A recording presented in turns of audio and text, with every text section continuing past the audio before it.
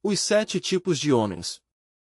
Levamos uma vida mecanicista, temos hábitos que repetimos incessantemente, e nossos hábitos são os mesmos de sempre, não os mudamos, nos levantamos a tal hora, comemos determinados alimentos, nos deitamos a outra hora, o trilho do trabalho é o mesmo, dizemos o mesmo que sempre, quer dizer, somos entes totalmente mecânicos, não temos consciência de nós mesmos. Quem somos? De onde viemos? Para onde vamos? Qual é o objeto de nossa existência? Por que existimos? Para que existimos? Nada sabe o pobre animal mecânico, e isso é doloroso. Obviamente, toda esta mecanicidade é lunar em 100%. Já veem vocês a força que tem a Lua. Ela produz as altas e as baixas marés, a Lua faz com que em crescente, a seiva dos vegetais ascenda até a parte superior da árvore, em minguante, a seiva tende para as raízes.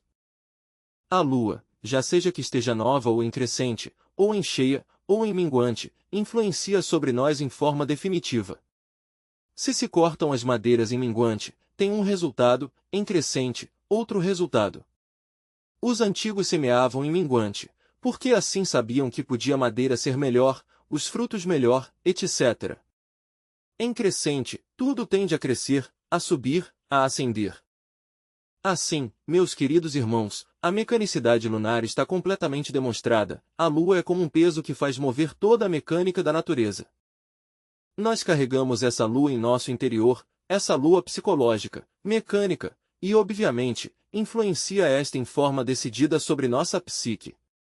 Chegou a hora de ir compreendendo todas estas coisas. Não há dúvida de que a Terra, a Lua, o Sol, a galáxia em que vivemos, estão também dentro de nós, do ponto de vista psicológico.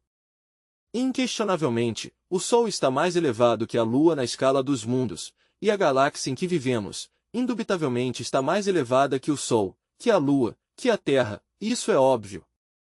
Mas, repito, assim como existe um universo físico, visível e tangível, um universo material, radiante, que todo mundo pode ver, pois, assim também, é certo e de toda a verdade, que existe um universo psicológico dentro de nós. Isto quer dizer que dentro de nós devemos criar, em forma similar, nosso universo psicológico.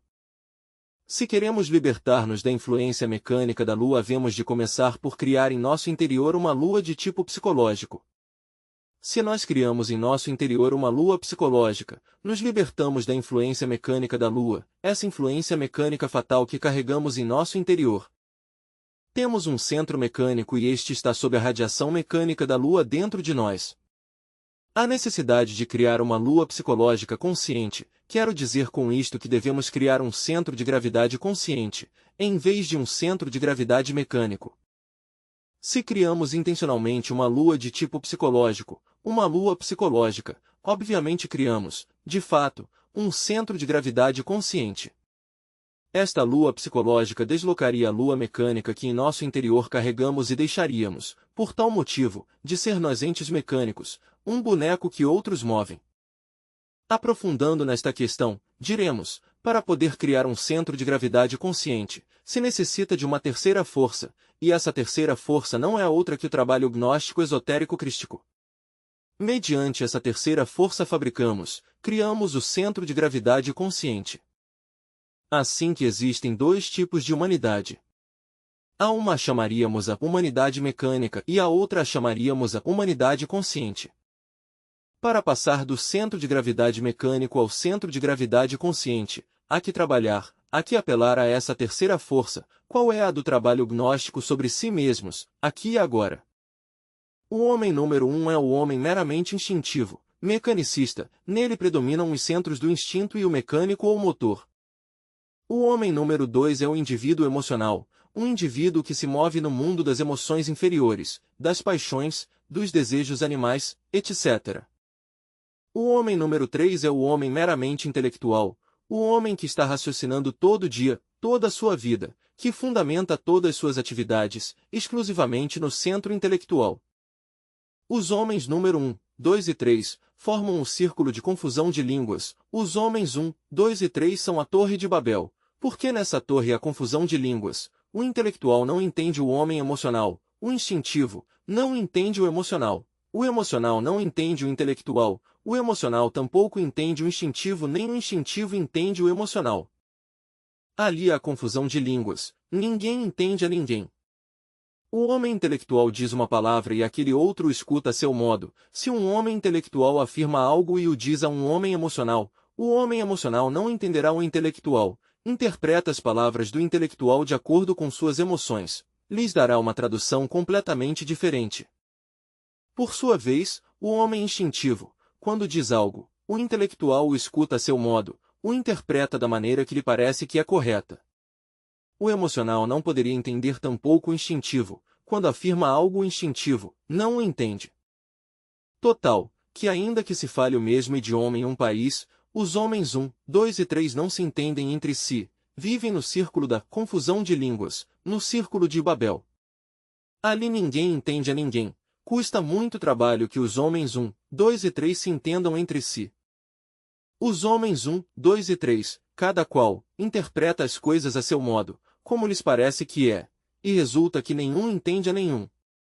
Os homens 1, 2 e 3 são os que têm provocado as grandes guerras no mundo. A Primeira e Segunda Guerra Mundial foram provocadas pelos homens 1, 2 e 3. Se necessita passar ao homem número 4 antes de pertencer ao reino, o reino está constituído pelos homens 5, 6 e 7. No reino todos se entendem entre si, ali não há confusão de línguas. O homem número 5 possui um corpo astral e sabe que o possui, o usa à vontade. O homem número 6 possui um corpo mental e sabe que o possui, o homem número 7 possui um corpo causal, sabe que o tem. A confusão, o problema da humanidade, está nos homens 1, 2 e 3, os da Torre de Babel, os dos problemas. Estes são os que verdadeiramente têm feito muito dano. Eu creio que as hierarquias divinas deveriam já afastar ao 1, 2 e 3, e deixar em paz aos homens 4, 5, 6 e 7, porque os 1, 2 e 3 estão causando problemas desde faz muitos séculos e não se entendem entre si. Obviamente, vem uma grande catástrofe que se encarregará de fazer-lhe essa operação cirúrgica à humanidade, de afastar as ovelhas dos cabritos, assim está escrito. Qual é o homem número 4? O homem número 4 é o homem que tem equilibrado já os centros de sua máquina orgânica, é um homem que já possui uma lua que ele mesmo se tem fabricado, uma lua psicológica, é o mesmo que já tem criado o centro de gravidade consciente. Este tipo de homem está pronto para entrar nas atividades do reino.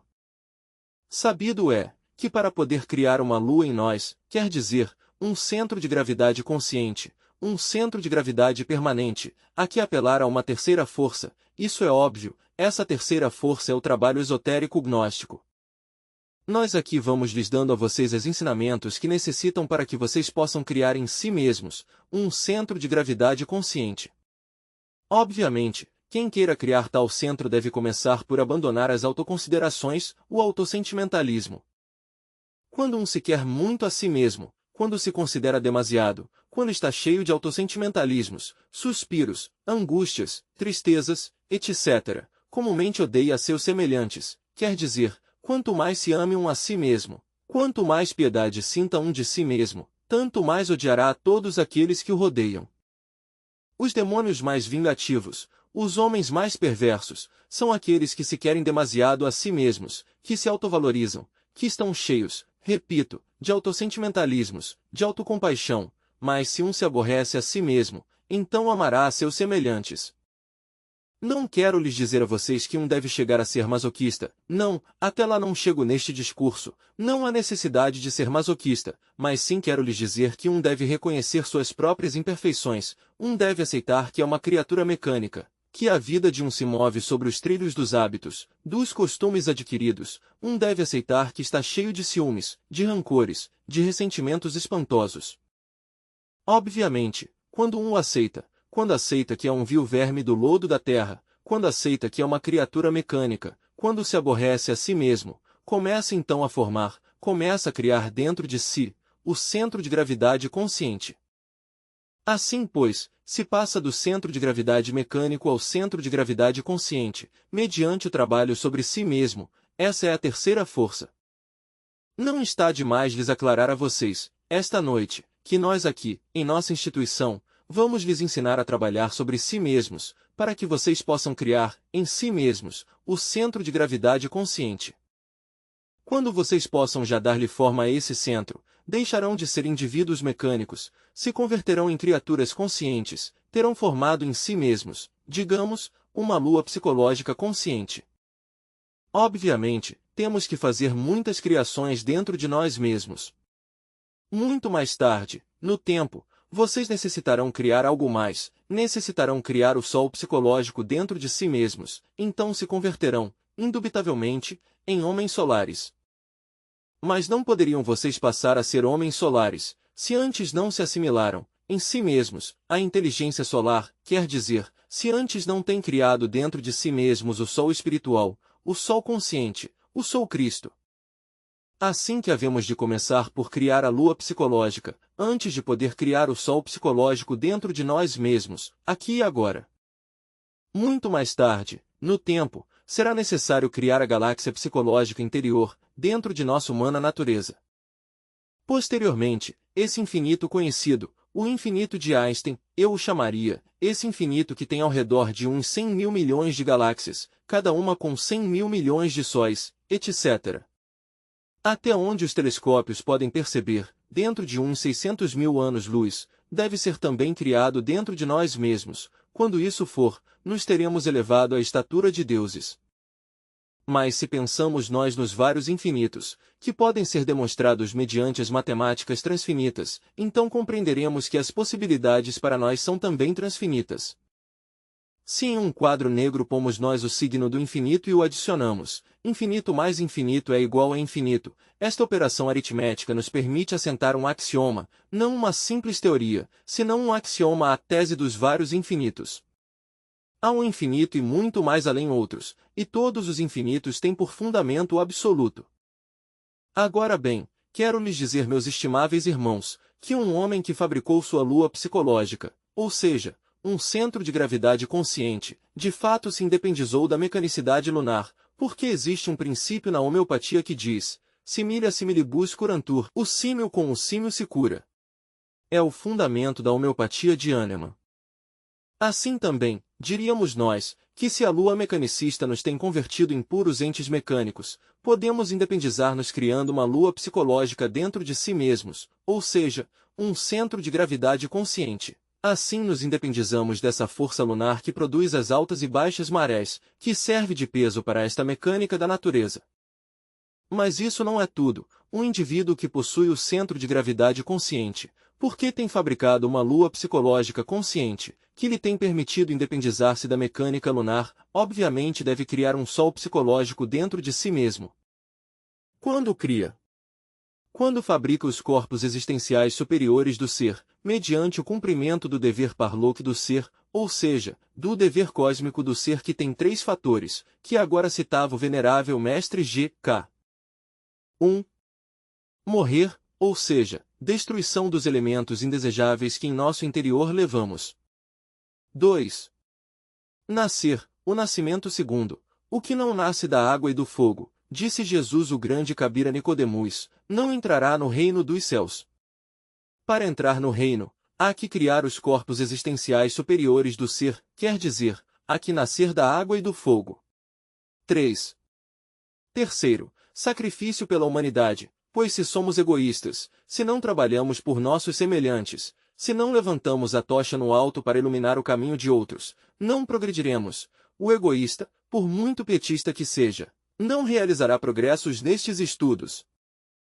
Devemos nos alegrar muito com nossas irmãzinhas gnósticas, que formam o comitê de damas gnósticas, que tenham empenhado sua palavra e seus sentimentos em uma missão muito grande, qual é o trabalhar pela humanidade.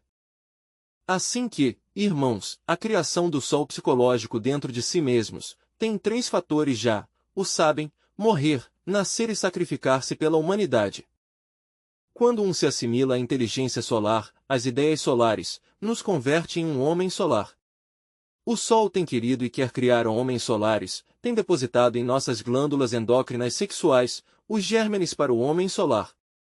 Podem perder-se esses germes e o normal é que se percam, é um ensaio o que está fazendo o Sol, um ensaio muito difícil, criar homens solares.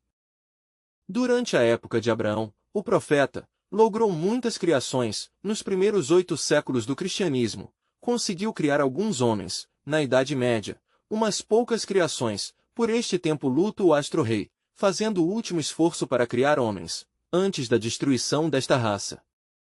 Quando uma humanidade perde todo o interesse pelas ideias solares, o Sol também perde todo o interesse por essa humanidade e a destrói. Então cria uma nova raça para seu experimento no laboratório da natureza, criar homens solares. Obviamente, não seria possível a criação de homens solares se nós não cooperássemos com o Sol. E temos, nas glândulas sexuais, os germes para o homem, mas se necessita da disponibilidade ao homem. Se cooperamos, se trabalhamos de acordo com as ideias gnósticas, então o homem solar nascerá em nós, surgirá. Isto é semelhante à borboleta que se forma dentro da crisálida. Quando está já pronta, sai o inseto, voa. Assim também, nós somos como crisálidas. Deve formar-se dentro de nós o homem solar, mas para que se forme há que cooperar, isso é fundamental.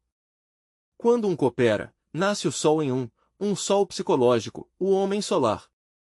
Então, o Sol quer uma colheita de homens solares, e obviamente tem direito a essa colheita, porque ele tem criado essa delgadíssima película da vida orgânica sobre a crosta terrestre. Isso lhe dá mais direitos. Se um agricultor semeia, tem direito a colher.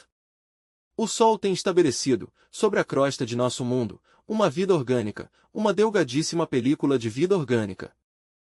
Não negamos que essa delgadíssima película é uma fábrica de dor. Quem o negaria? Ninguém. Mas o Sol tem direito, repito, a uma colheita de homens solares. Isso é o que ele quer, formar homens solares. Ele tem direito a reclamar esse pagamento, posto que tem trabalhado. O que trabalha, necessita de seu pagamento.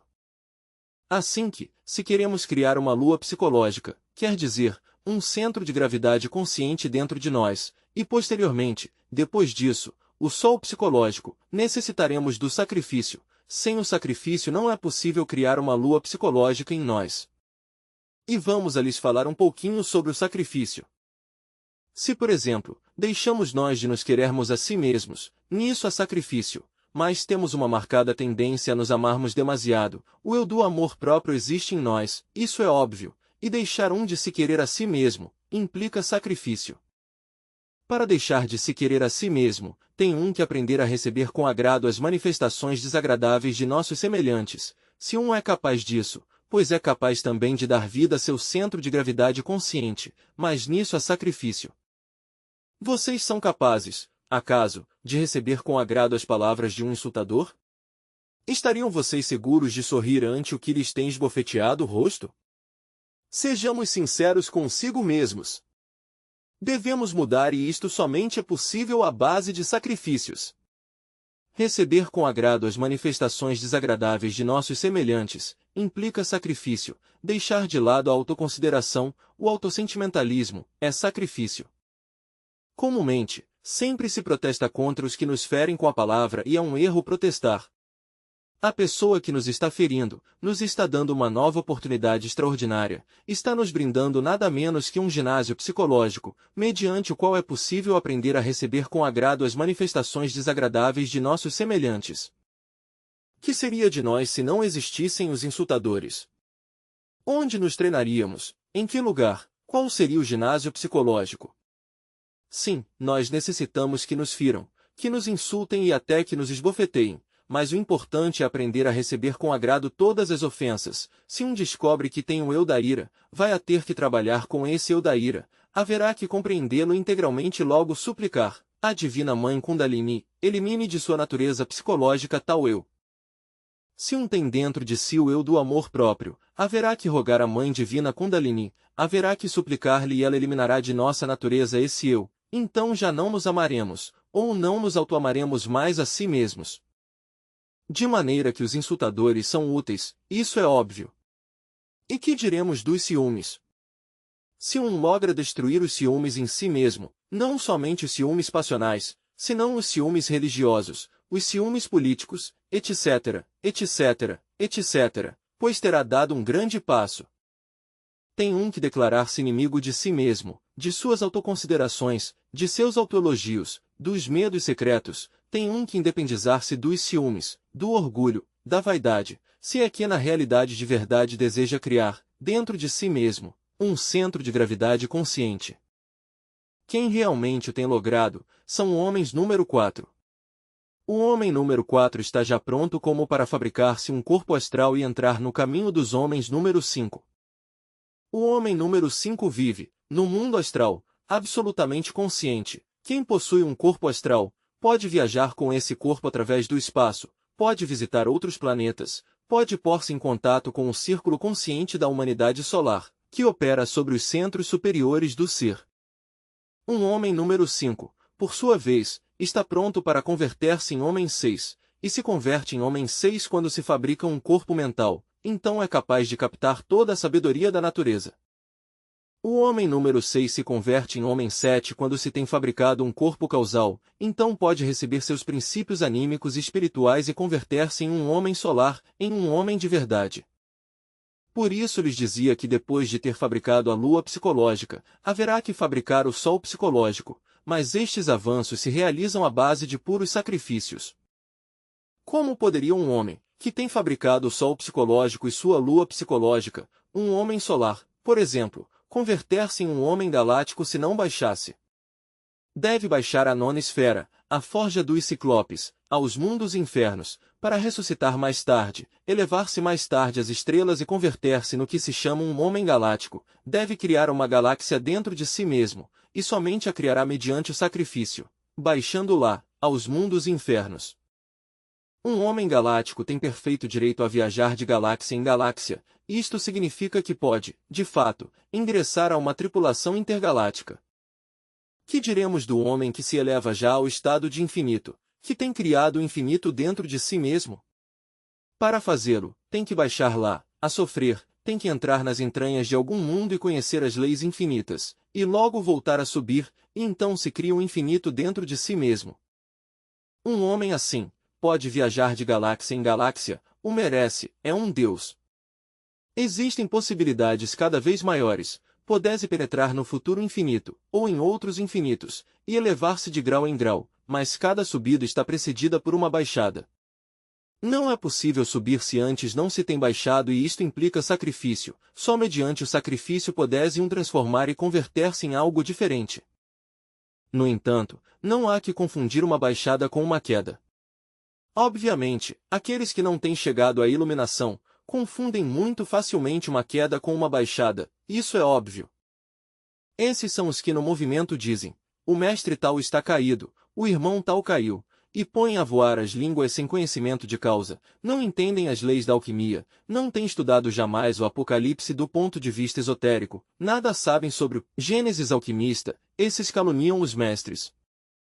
Assim que devemos ser severos na análise, profundos na reflexão, assim é que devemos compreender o trabalho que há que fazer.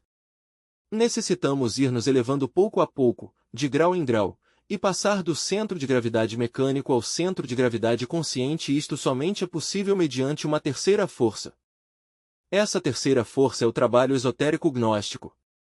Nós aqui lhes vamos entregar a vocês todos os meios, todos os sistemas, toda a ciência que vocês necessitam para converter-se em pessoas número 4.